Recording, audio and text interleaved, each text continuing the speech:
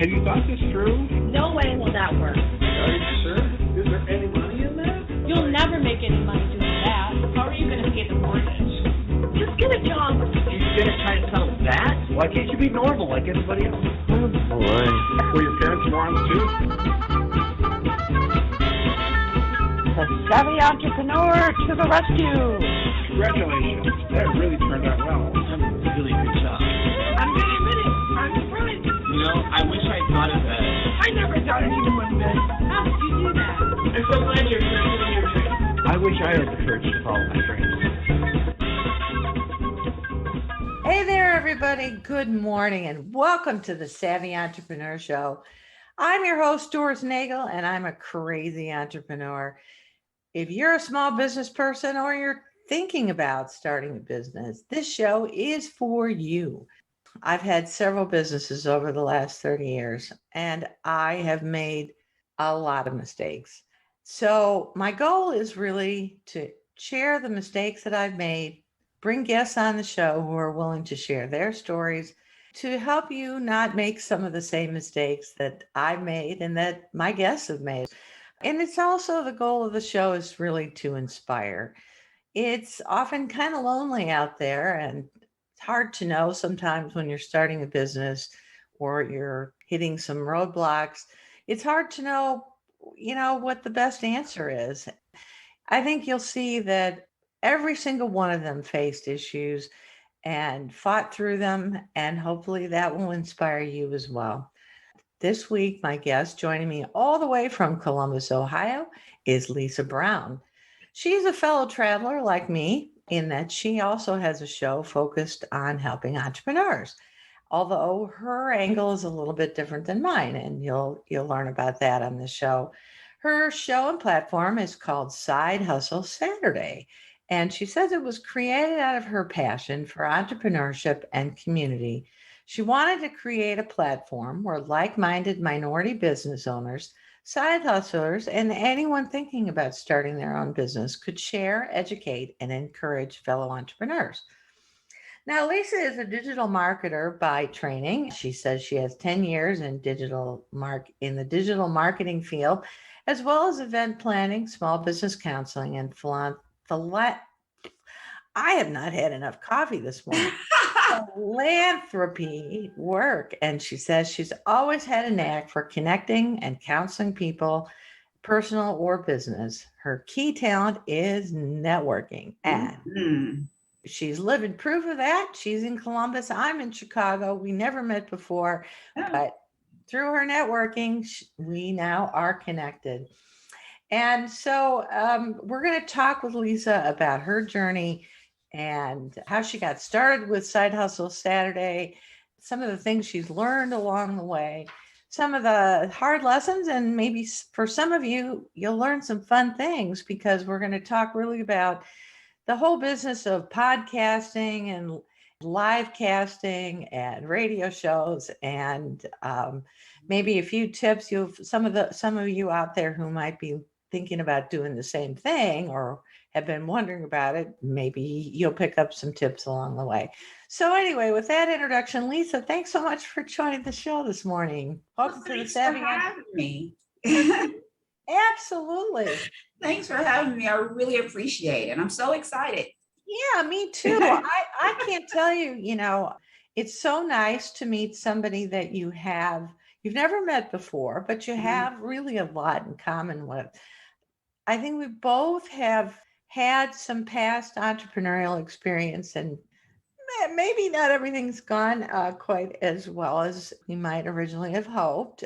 So we share that, but then I think it's kind of unique to take that experience and turn it into a media platform. Yes, where you absolutely. want to share and help other entrepreneurs. So, I mean, you and I are on parallel journeys. We're on a little slightly different paths, but boy, oh boy, we have a lot in common in terms of what motivates us and what drives us to do this every week. So talk a little bit about your show. What is it about, and who's the intended audience? Well, my show, Side Hustle Saturday, I started it last year during COVID. We're in a COVID lockdown, and there was a lot of things, as you know, last year that were going on. We had a lot of racial unrest. We had the pandemic, and just a lot of things were going on. And I wanted to do something. I wanted to do something to give back. The restaurants were suffering, small businesses were suffering, and I wanted to find a way where I could contribute to give back. How could I help? How could I be part of the mission? What can I do? So I had to tap into myself with a lot of people, I kind of struggle with or don't know where to start. And so I started with some of the things that what I'm passionate about. I love to network. I was an entrepreneur. I had a business. I like to meet new people. So how can I take those things and morph them into something? And so the idea came to me to do a live show. Everybody was going live because you know why? We were all at home. So I'm jumping on the bandwagon like everybody else. Have I ever done a live? No. And I can touch on that experience, but I've never done live. I've never done Instagram live. So I was just jumping in and I was going to build it on the way up.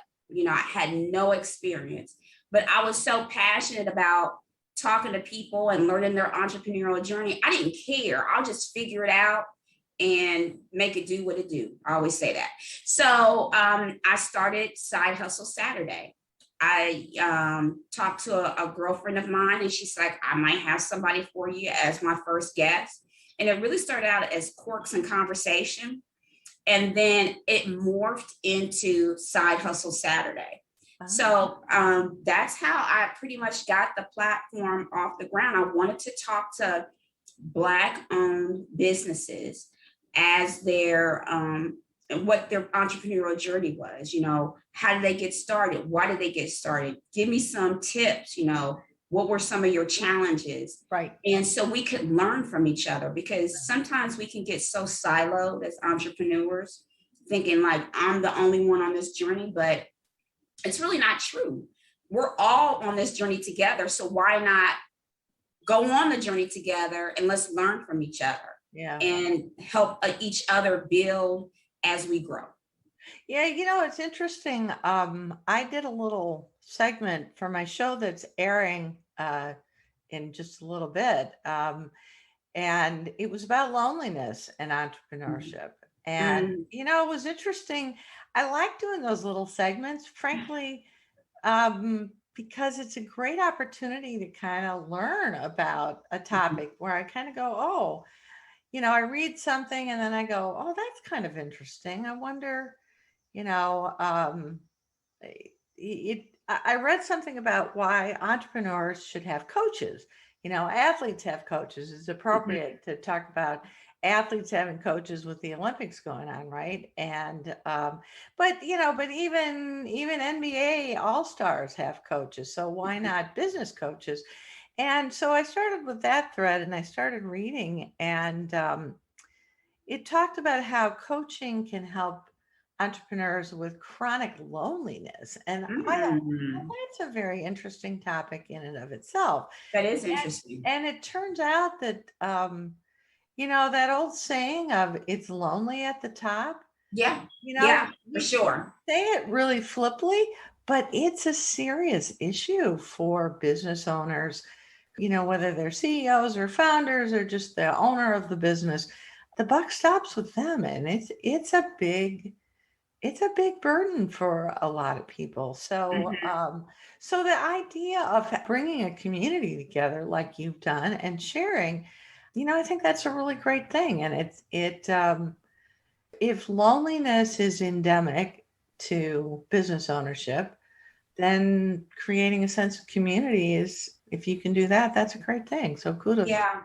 And I think that's key. I think there's two buckets people get into. I think they get into, this is mine. I don't want to share it. I'm not going to tell y'all nothing. I figured it out. You figure it out too. Right. as they're being lonely building their business, right? And then there are people. You should be lonely too. All right, you be lonely too, right?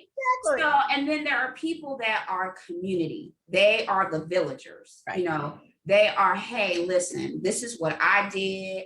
I bumped my head a little bit. I made some mistakes. Right. Let me tell you, I'm not going to exactly tell you how to do it, but I'm just telling you my experience, and maybe you can kind of learn from that. Or, you know, I always hope with my platform, my show, if I could just reach one person that says, man, that really affected me, that helped me out, thank you, then I'm doing something right. That's how I feel too. Totally agree with you. Yeah. You know, it's interesting that you say that, because one of the questions I was going to ask you is how you find guests for your show. And it's not just about how do you find guests, right? You just alluded to, it's important to find good guests that amplify the message, right? Because I'm sure you've had one or two guests, and I have too. I've tried to screen against that, but I've had a couple of guests who I think are more about, let me tell you what I've done and all that, as opposed to here's some of the things that are hard and how can I help you through the hard parts? Let's talk about the messy. Let's talk about the messy, and let me tell you what happened to me. Right. It's funny that you talk. I could do a whole show on guests. You know, yeah, as long as we tell all those guests that we've had, don't listen. It is not glamorous, y'all. So whoever's listening to this, like, oh, she's got so and so. It is not a glamorous road to find a guest. I totally agree with that. Guests will ghost you. Oh, yes. Yeah. And not just they don't answer your email, guests will not even show up to the day of the interview. I'm fortunate. I have never had that happen. And I say never, but you know, because every time I say it, I've seen it all, something happens that I haven't seen. And I'm sure I'm going to have one of those at some point. Yeah. I can tell the real deal people that really want to share, because when I was starting out, I started out on Facebook and Instagram. Okay. And I started out at 0 followers. And then it would grow, you tell your family and friends, hey, follow me to at least look like you're doing something out there, right? You're not just some sort of spam account. Yeah, so the algorithms think you're doing something. Right, at least I'm doing something out here. I'm not sort of some spam account. So, and then when you reach out to people, they're looky-loos. They look, how many followers does she have? Because that's just our mentality on social media. Right. Or on Facebook. But right. I can tell the real deal people when A, it didn't matter how many followers I had. And B, when I told them my story, they were immediately on board. They were like, I love what you're doing. Yes, I'll be a guest on your show. Right. And that's how I can tell those are the entrepreneurs that resonate and that are going to tell the story and that aren't afraid to share the story with the community of Side Hustle Saturday. Yeah. And so how I would find guests is I would look for interesting people. I mean, and I know there are other platforms out there that are doing the same thing I'm doing, and that's good. And I think they're higher level, but I like the people that are on the come up. I like the people that are on the journey that are not so much the multi-billion-dollar business. And that's cool because I'll probably get a couple of those people that are like, let me tell you what happened to me. And yes, I want to share. I want to get the people that other entrepreneurs and side hustlers can relate to. Like, I'm in that same boat too. Right. Yes. And oh, wow. How did they do that? And that they're touchable and they're tangible and they don't mind being reached out to or talked to. Yeah. So I look for people that have an interesting story, that have an interesting journey, and that are out here that I can see that, they're on their social media platforms. They have a website out. They're engaging with their community as well. Right. Because that is, the aha, like, okay, they're trying to build their community too. I need to talk to them. Right. And I will say there are amazing people out there. And Mm-hmm. it's my journey. I'm now almost into my third year. Oh, wow. I know. It's time flies. Mm-hmm. And for the most part, I've been absolutely blessed. But you mentioned that it takes time to find guests. I think that's one thing about podcasting or live Twitter feeds or radio or TV. I think people who aren't in the business, Yeah. and I say the business whether you're making 1 cent or $1 million, but the business of finding good guests and lining them up and preparing for the interviews, organizing everything and the follow-up that you do to say thank you and send them whatever Mm-hmm. recording or whatever other things you might be doing. It's a lot of work. I'm sure you've had this happen to you too, where you find somebody either through word of mouth. I've joined a couple of networking associations and I've tapped into my alumni groups. Mm-hmm. I find guests everywhere, I do too. and it's funny. It's kind of like lead generation for a business, I guess. Yeah.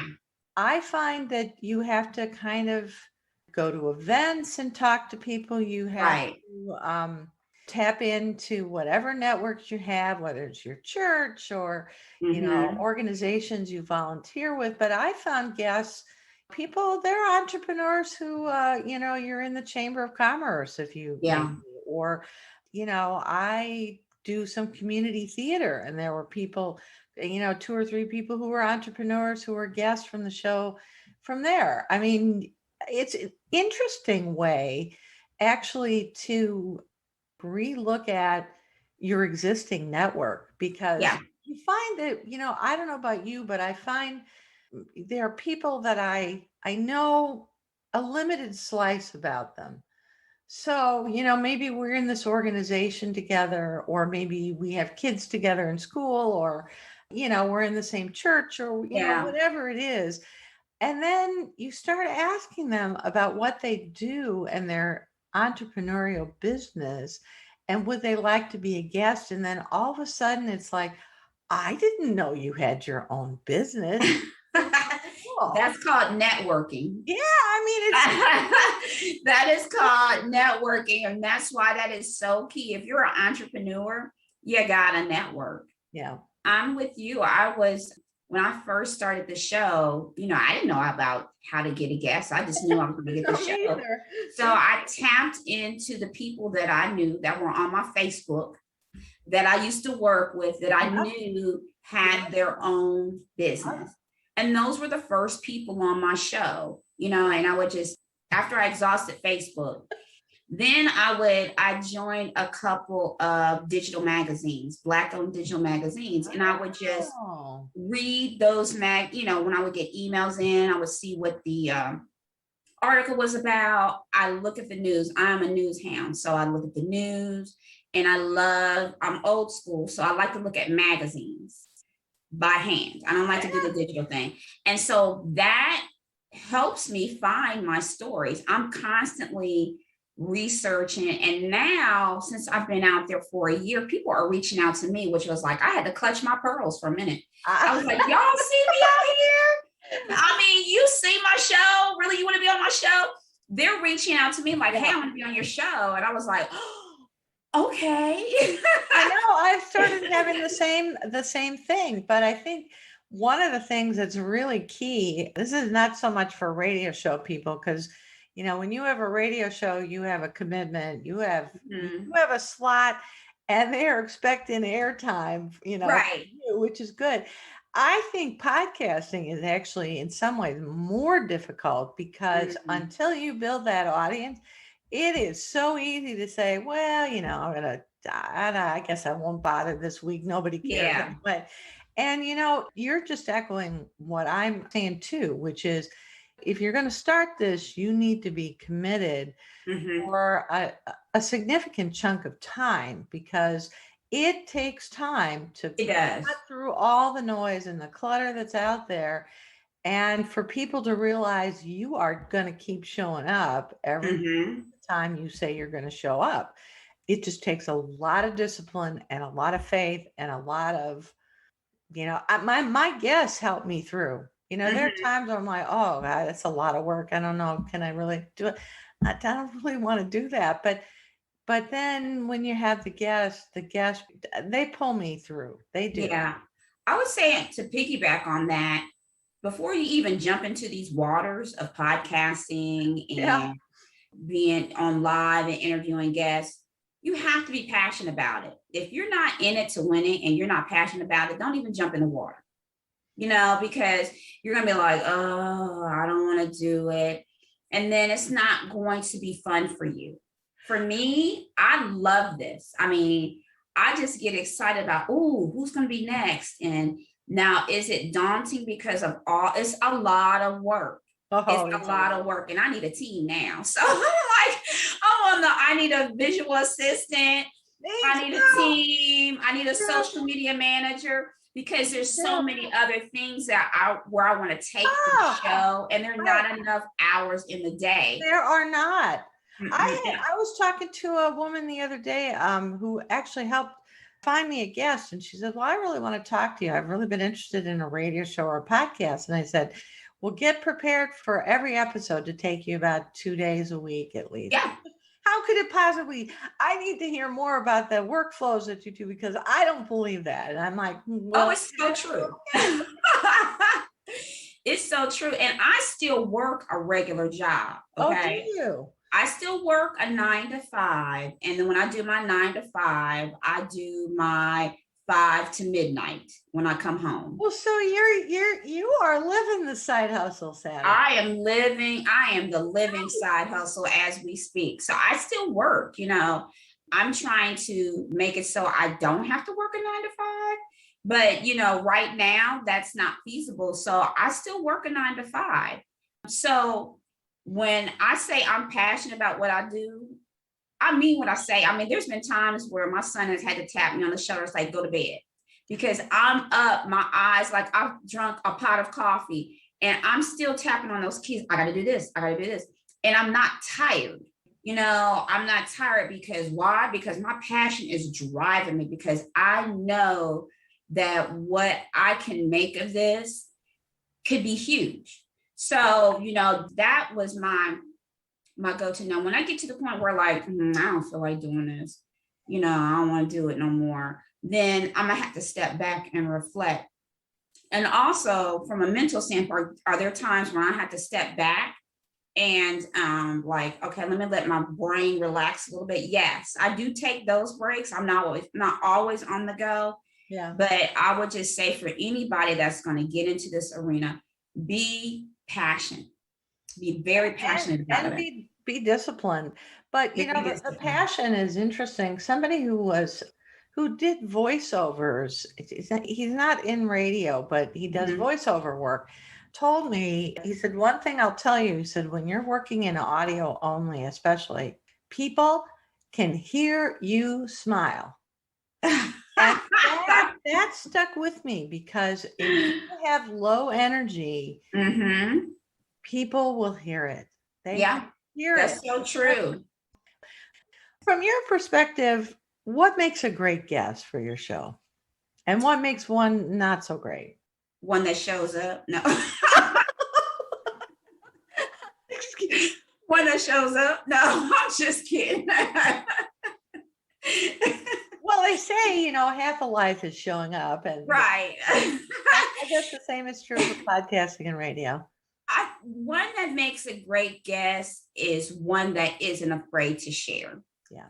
One that isn't afraid to tell the true story. Yeah. And it's not about, this is what I did, and it's very dry about it, and they're true, what I call, like I said before, a villager. That is, hey, if you want more information, you can reach out to me. The guests that are open. Yeah. I think that makes a great guest. And they're willing to come and talk to and be part of the community.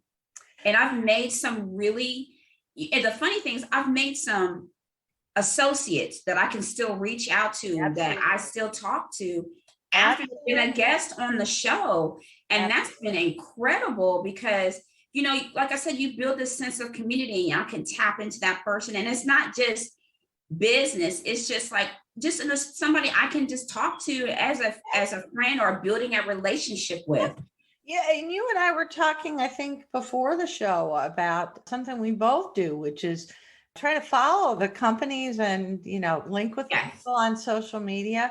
I see their posts and what their business is doing. It's kind of like, you know, for some of them, I'm hooked on the story.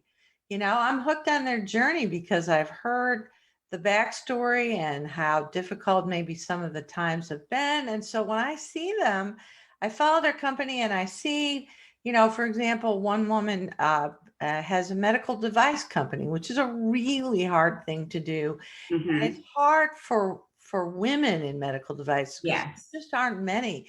But I saw on social media that her company, her device finally got regulatory approval. And that was huge. I knew that was a big milestone for her. I knew that was something she was struggling with. Mm-hmm. And so, you know, I reached out and said, wow, great job. And, you know, I try to do that with my other guests because they're not just a disembodied voice or a face that appears. You realize I get hooked on their story, honestly. I do too. The same thing. And the thing I do is I like to support. My pockets don't like to support, but I like to support as a person. You know, I need to get more pocket money to support, but you and me both, lady. Support, the Black-owned businesses that I interview. So if they have a product that I could buy, I will buy it. Yeah. If they have a service that I could use, I will use it. So I'm all in when it comes to, hey, be on my show. And I'm following you on your Instagram, on your Facebook, on your YouTube, wherever you are, I'm following you and I'm supporting you because why? Because that's what a community does. Yeah, exactly. We support, it's not just, I'm be on my show and, you know, that's it. The one thing that gets me, and I know I don't want to derail, is when I go on somebody's Instagram page and they've got 300,000+ followers or 1.2 million followers, and they're following one person. Who does that? I'm like, really? I was just like, no, you know, I don't think so. Yeah. That just gets me. So I'm really passionate when it comes to, you know, community and really sharing the experience of being an entrepreneur. That's what it's all about, you know, and I will look at, there's some guests that I've had, there's some guests that I've researched that I've looked at their site. They haven't been a guest, but I was just doing my research to be a potential guest. And I'm like, I don't know if that's going to be a good fit. So I've had those experiences as well. You know, when I look on their social media platforms or read their stories, I'm like, I don't know if that's a good fit. And that's okay too. You know, it might be a better fit somewhere else, but for what I'm doing and for my platform, it just wasn't a good fit. Yeah. You know, it's interesting. Passion is a really good thing in general, but I think sometimes people's passion gives them a little bit of tunnel vision.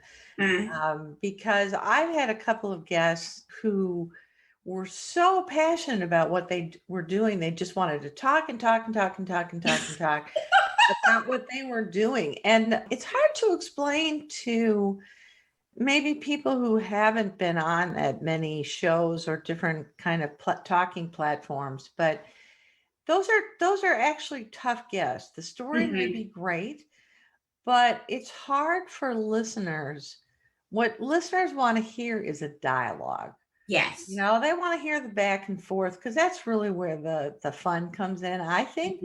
Yeah. And if somebody is talking and talking and you find yourself trying to interrupt them, just slow the train down a little bit. It's, you know, it's a little hard Because Yeah, then I can tell, oh, I've derailed them. And then they're like, where was I? She interrupted me, and I find it funny, but, I'm sure it's hard for people who, I've had those guests while I was live.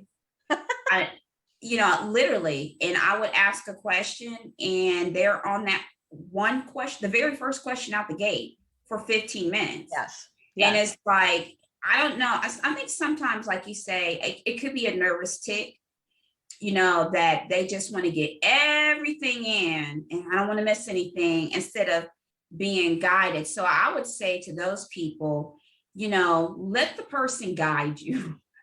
You'll be able to get, trust the person that's interviewing you Right. when you're a guest on the show, because if they're going to guide you and prompt you to talk about what you want to talk about, Absolutely. Absolutely. But it takes a certain, I think you have to have your antenna working pretty well, because I think some people, and there are these entrepreneurs, right, who just have this idea that and they are so passionate about it that it's like, they just, that it's all there is to them, and they can't. I think some of them maybe have lost perspective, and I think that does happen with entrepreneurs sometimes. I would agree with that. I think with passion comes focus.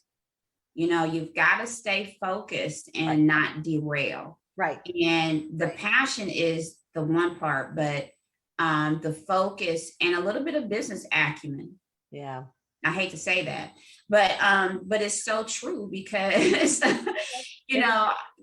me being in the corporate realm has helped me, be more focused, be more prepared, be more structured, not so much structured in a stuffy sense, but getting the show together, doing the questions, doing the follow-up. It's a gigantic project plan. Yeah, it is a project plan that, you just, and I always say, jump in and build it on the way up. And I'm a true advocate of that. Yeah. But bring in some of those other elements too as you're jumping, Yeah. to so it's focused and it doesn't look like you just out here flailing, doing whatever, and you're all over the place. Just kind of bring it in a little bit so you have that, and so you don't get at the end of the day, so you don't get overwhelmed, like, I don't know what I'm doing, and then you just chuck it, and Right. don't do that. That's the worst thing you can do, because then you're off the track. But yeah. So, you mentioned that you've had a couple of goes at being an entrepreneur, and I'm so have I. And a couple of them really cratered quite spectacularly. And so I'm curious about that and how that's affected how you approach the show, maybe, and even the guests that you find, and how it's colored your whole approach to Side Hustle Saturday, or maybe even that you even created it because of that. Well, the backstory behind that is,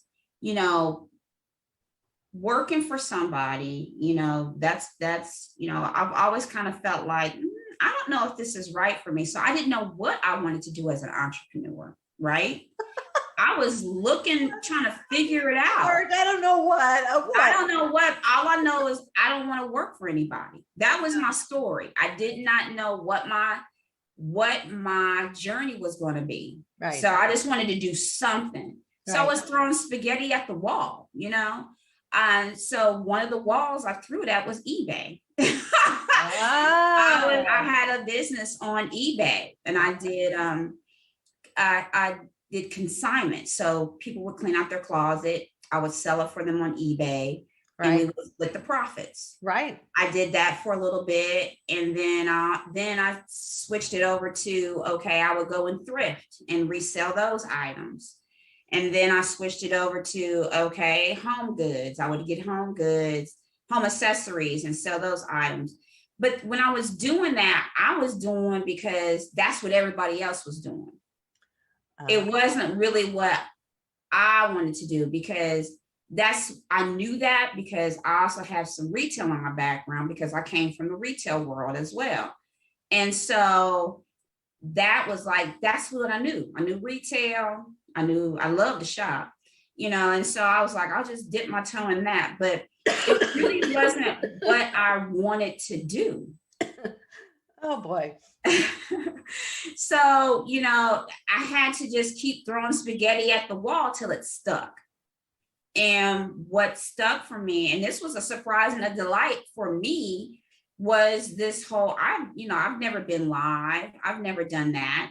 I've never had the Russell guest to be, I was going to say, Wrangle guest to be on a show. That's a long way from selling consignment stuff. I know. Like I said, it was a surprise and delight. I didn't think that this is where I would end up, and then really like what I'm doing, really enjoying some of the things, my journey as I'm like evolving this, and people are like, can you teach a class? Can you do this? What about this? Wow. Because there are people that don't know what some of the things I know and what I've learned.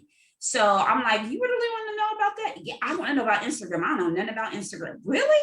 And so that's surprising to me, but I do that on a regular. So, circling back around, I've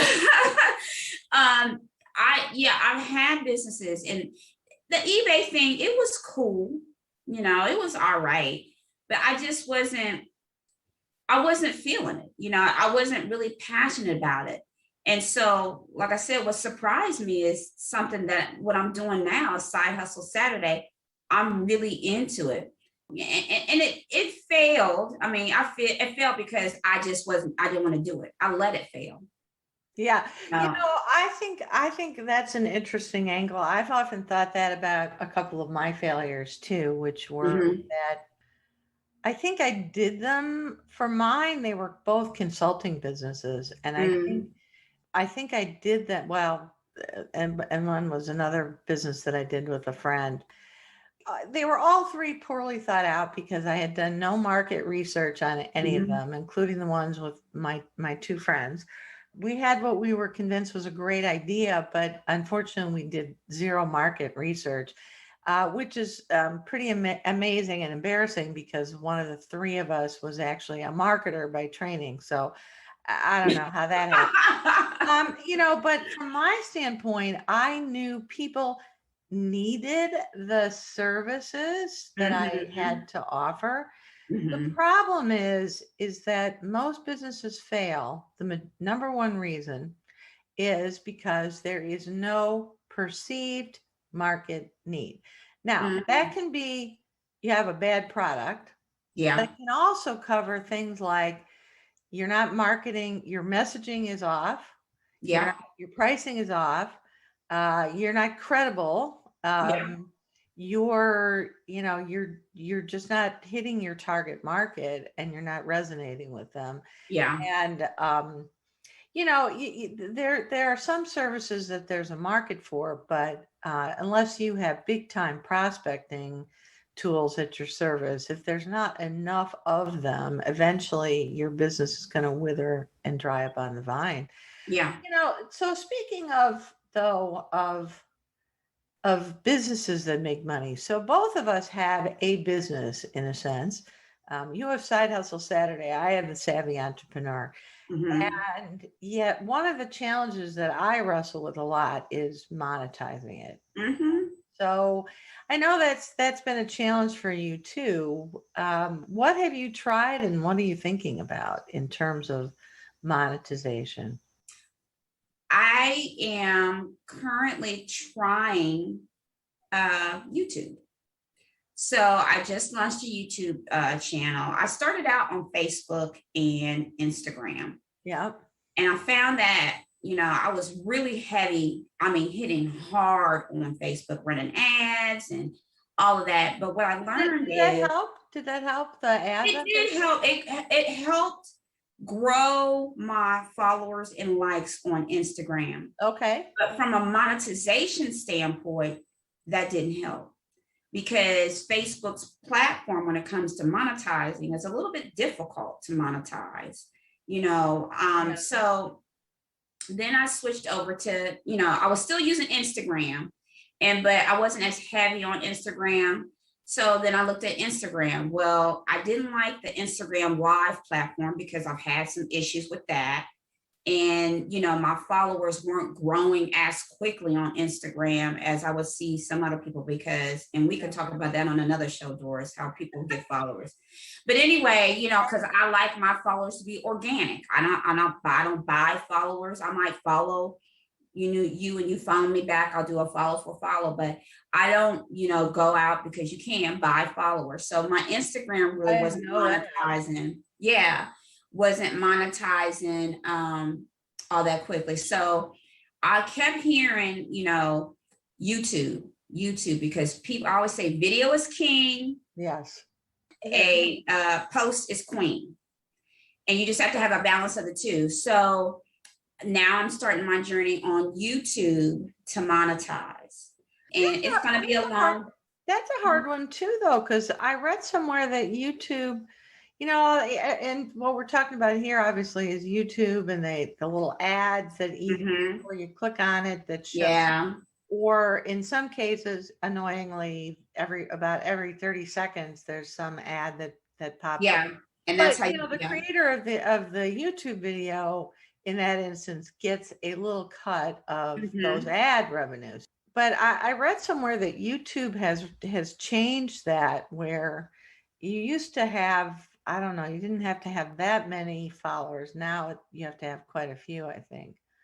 It stayed the same. And I just started. So I'm not at the 1,000 followers and 4,000 watch hours. I just started. I just know that when people look at stuff and they look for stuff, they Google it and they bring up a YouTube video, or they go on YouTube. They either go on Google or they go on YouTube to figure out what's going on or whatever.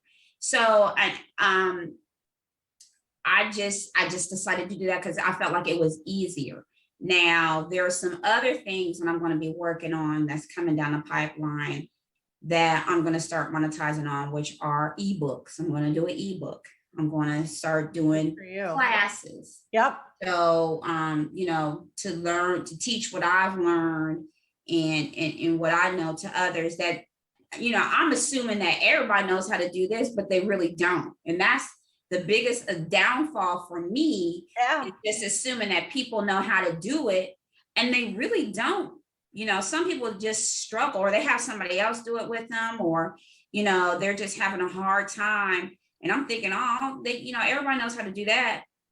So, looking at doing some classes and some one-on-one coaching, looking at people's sites, their websites, and looking at their social media profiles and helping them just do a couple of tweaks and doing some consulting work. So I'm looking at those avenues for monetization. Those are great. Those are great ideas. My first year of Side Hustle Saturday was basically learning. I wasn't out here trying to monetize. Yeah. I was just out here trying to figure it out. There is a lot. I mean, I don't want to scare people who want to do this, but if you're out there and you're trying to do live shows and or podcasting and or any kind of other social media content that you want to create out of it, it's there's a fair bit of process to it. Everything from equipment to editing to lining up guests to they're It is. And I wanted to take that full year to learn that. Yep. And so year 2 is like, okay, I've got that underneath my belt. What can I do next? So year 2, I'm figuring out this whole, monetization. How do I grow? How do I evolve? Yep. And so that's what I'm doing in year 2. And now I need to plan year 3. I should be all, monetized already, starting to monetize and, thinking about evolving. How can I grow? Well, all right. So you just did a segue right there into my next question for you, which is, where do you see Side Hustle Saturday growing? Where do you want to be a year from now or 2 years from now? What does it look like? Well, I might give you a little exclusive here, Doris. I might just give you a little. You got the t-shirt going on already. I don't even have it. I got the t-shirt. I got a side hustle, but I didn't have that. But this is new. I'm pretty jealous of that. I got to tell you. This is new tea for your show, Doris. All right. So I have been in discussions with a Black-owned network to have Side Hustle Saturday on TV. So we're talking about putting Side Hustle Saturday on television and bringing that to life that way. So I'm really excited about it. I'm not going to spill the tea too much, but I'm going to give you a little bit of sip on that. So we're working out all the details. I'm working on guests and sponsors and all of that. So that is where Side Hustle Saturday is evolving, is on television. From eBay consignment to TV rock star. Wow, that is awesome. Yeah. So, the time has absolutely flown by, and Lisa, I'm pretty sure we could pretty much yak for, I don't know, probably another hour. About all sorts of stuff and commiserating about this and that and tips and tricks. And every time I talk to you, I learn something new that's you've tried. And so it's just fun to share ideas and what works and what doesn't work. Before we wrap up, I have to ask you to share with folks how they can listen in to Side Hustle Saturday. How do they learn more about you if they want to hear past episodes or catch your next ones? You know, maybe they want to be a guest, and how should they reach out to you to do that? For sure. So if you want to be a guest on Side Hustle Saturday, first you got to show up. Don't ghost Lisa. First you show up. Don't ghost me. Now, if you want to be a guest on the show, email me at sidehustlemainhustle@gmail.com. And if you want to see some past episodes, you can look at those episodes on Facebook at Side Hustle Main Hustle on Facebook, or you can go to my IG at Side Hustle _Saturday. Please follow, tag, share, follow, like. That's my mantra: tag, share, follow, like. And as I stated before, I am now venturing onto YouTube. So you can find me on YouTube under Side Hustle Saturday, or you can look up Side Hustle Saturday Hustle Talks. All right. And are you on LinkedIn too? I am not on LinkedIn yet. Okay. No. Mm-mm. Well, one of these days, I'm there too. But it's been absolutely a delight having you, Lisa. Thanks so much for joining the show this week and spending a little time sharing your story. And it's been fun just, swapping ideas and funny stories with you. So thanks for having me. This was so much fun. And I really appreciate you allowing me to share my story and my journey. And it's been fantastic. So thank you so much. Well, you're absolutely welcome. Thank you for your time. And I hope folks who are listening or watching do go back out there and listen to some of Lisa's episodes. They're absolutely great, and I think you'll find you learn a lot. And her style, as you can tell from listening, is just so down to earth and welcoming and supportive. So anyway, I encourage folks to go check out her platforms. Well, we have just a couple of minutes left, and I thought it might be interesting to talk about a common theme I've noticed with some of the would-be entrepreneurs that I've been mentoring lately. Whether it's an individual who has 2 or 3 possible businesses in mind but just can't decide which one to start on, or the individual that has a great product idea but just cannot decide the best way to package and market it. It seems like a lot of first-time would-be entrepreneurs suffer from a kind of paralysis. They're terrified of making a mistake. I think it's an interesting balance that you have to achieve as an entrepreneur, because there are certainly would-be entrepreneurs that are so focused on action that they're essentially ready, shoot, aim people. One entrepreneur that I worked with a couple years ago envisioned a catering business, and he rushed out to buy a building and start retrofitting the kitchen, only to find that there really wasn't a market for the kind of catering business he had in mind. I kid you not. So, if you've listened to the show previously, you do know I am a passionate advocate of market research before heading too far down your path. I failed to do that with a couple of businesses I've been involved with. And believe me, they caused the business to crater, and I lost a lot of time and money. But at the same time, every single entrepreneurial mindset tool, and by the way, that's a topic I think I'm going to dedicate a separate segment to, which is the profile of what an entrepreneur looks like. In other words, do you really have what it takes to be an entrepreneur? Not just your business idea and your business plan, but are you wired to be an entrepreneur? But every single one of them emphasizes action. So there's something called the Network for Teaching Entrepreneurship, and they set out one of the key attributes for successful entrepreneurs as comfort with risk. The University of Arizona's entrepreneurial profile says successful entrepreneurs must be decisive. Others say you have to be willing to take action. Essentially, all of them do. Call it whatever you want, but you do have to just start. Yes, do your market research for sure. Do a simple business plan, but do not noodle too much over it. For those of you who have this issue, I have a good book recommendation for you. It's called Just Start. The author studied successful entrepreneurs and concluded they use a process called creation. Now, I think that's just a fancy word that these consultants came up with. It seems like consultants and authors like to do that to justify the high price of their services or their book.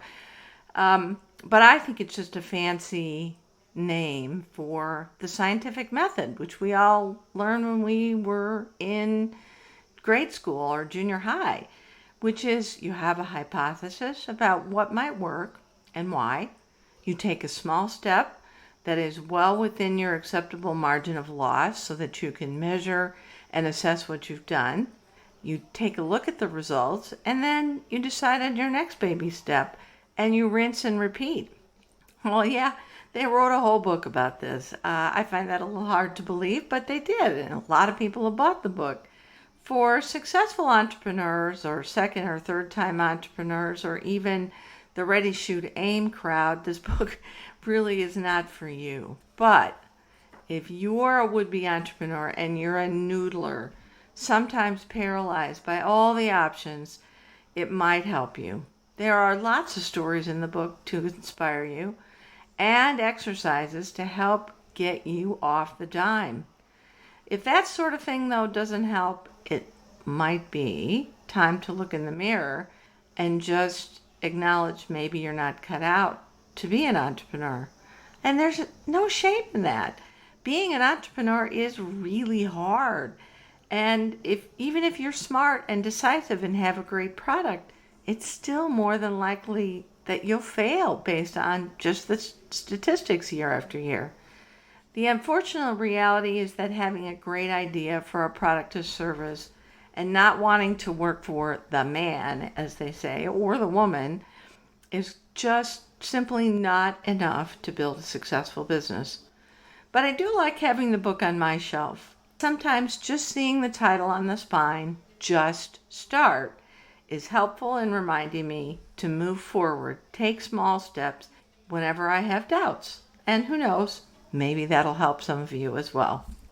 So that's our show for this week. Thanks so much to all my listeners. I appreciate it. You're the reason that I do this. And thank you especially again to my guest this week from Columbus, Ohio, Lisa Brown, who's the host and creator of Side Hustle Saturday. Now, you can find more helpful information and resources on my website, which is globalocityservices.com. And because the show is for you, my door is always open for comments. I'd love to hear from you with questions, suggestions, just to shoot the breeze. You can email me at dnagel@lakesradio.org. I promise you'll always get an answer back from me. Now, be sure to join me again next Saturday at 11 a.m. Central, noon Eastern. But until then, I'm Doris Nagel, wishing you happy entrepreneuring.